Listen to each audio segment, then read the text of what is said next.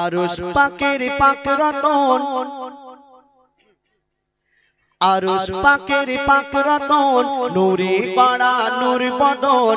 আরশ পাকের পাক রতন, নূরে গড়া নূর বদন। যার চরণ পরশ পেয়ে ভুবন ধন্য হয়ে যায়। যে দেখে সে হয় মগন, মোর নবীজির রূপ এমন। যে দেখে সে হয় মগন, মোর নবীজির রূপ এমন। ওই রূপ দেখিয়া চন্দ্র তপন মেঘে লুকায়।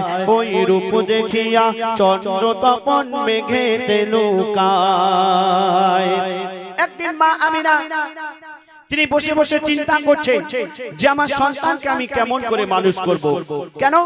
আমার দয়ার নবীজির আব্বা জান তিনি এই দুনিয়াতে ছিলেন না।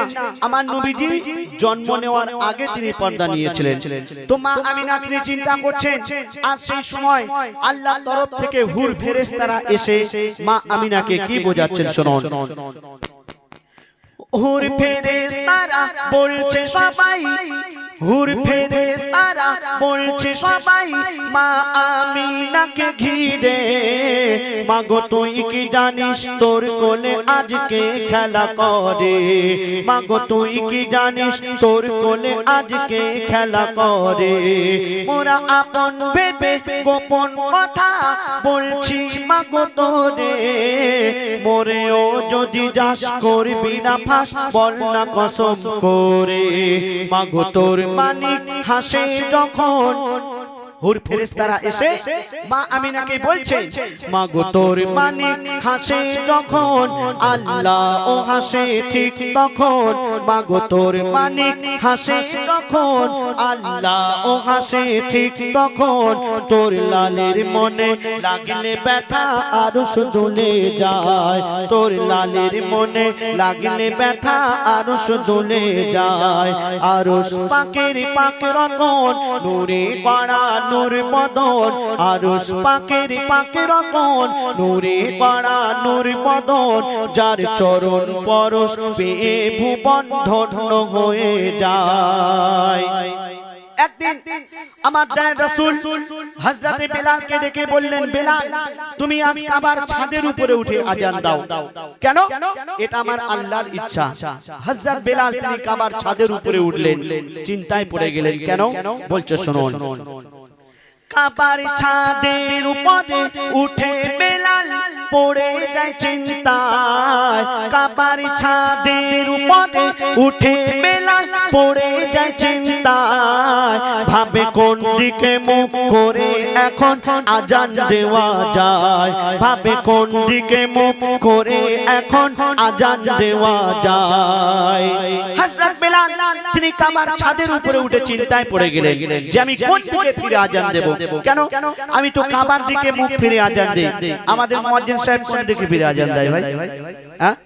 কাবার দিকে ফিরে, পশ্চিম দিকে ফিরে। তো হযরত বেলাল তিনিও কাবার দিকে মুখ ফিরে আজান দিতেন। কিন্তু আমার দয়ার রাসূল যখন বললেন কাবার ছাদের উপরে উঠে আজান দাও, হযরত বেলাল কাবার ছাদের উপরে উঠে চিন্তায় পড়ে গেলেন যে আমি কোন দিকে ফিরে আজান দেব। তো কি করছেন শুনুন।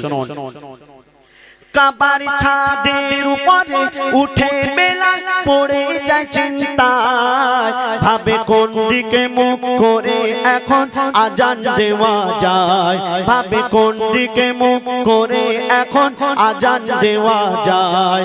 তখন হযরত বেলাল, তখন হযরত বেলাল নবীজিকে সামনে দেখা পায়।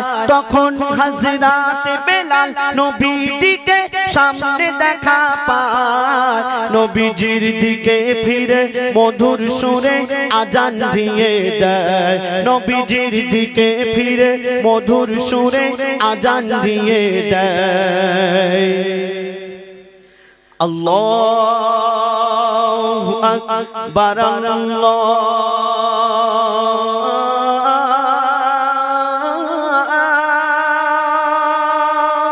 আকবার, আল্লাহু আকবার।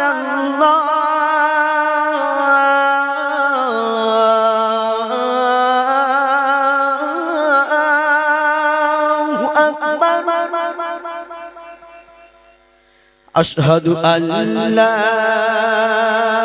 ইলাহা ইল্লাল্লাহ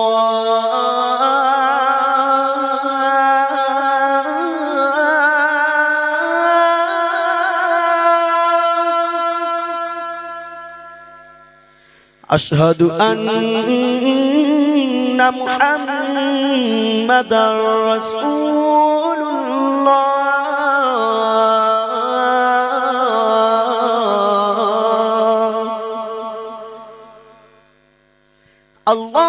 আল্লাহু আকবার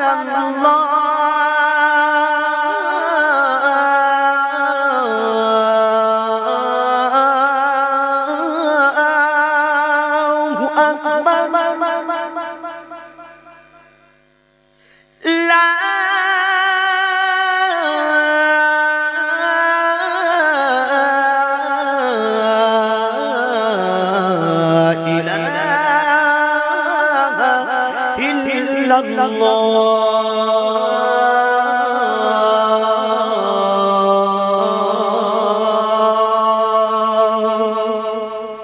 হযরত বিলাল তিনি আমার নবীজির দিকে মুখ ফিরে আজান দিয়ে দিলেন আর আকাশ পানে তাকিয়ে কি বলছেন তুমি আজ সাক্ষী থেকো মোর আল্লাহ হযরত বিলাল বলছেন তুমি আজ সাক্ষী থেকো মোর আল্লাহ রাসূল আল্লাহ আমার কেবলা তুমি আজ সাক্ষী থেকো মোর আল্লাহ রাসূল আল্লাহ আমার কেবলা মোর কেবলার সাথে আল্লাহ গো মোর হাসর যেন হয় মোর কেবলার সাথে আল্লাহ গো মোর হাসর যেন হয় আরশ পাকের পাক রতন নূরে পাড়া নূর মদন আরশ পাকের পাক রতন নূরে পাড়া নূর মদন যার চরণ পরশ পেয়ে ভুবন ধন্য হয়ে যায় যে দেখে সে হয় মগন মোর নবীজির রূপ এমন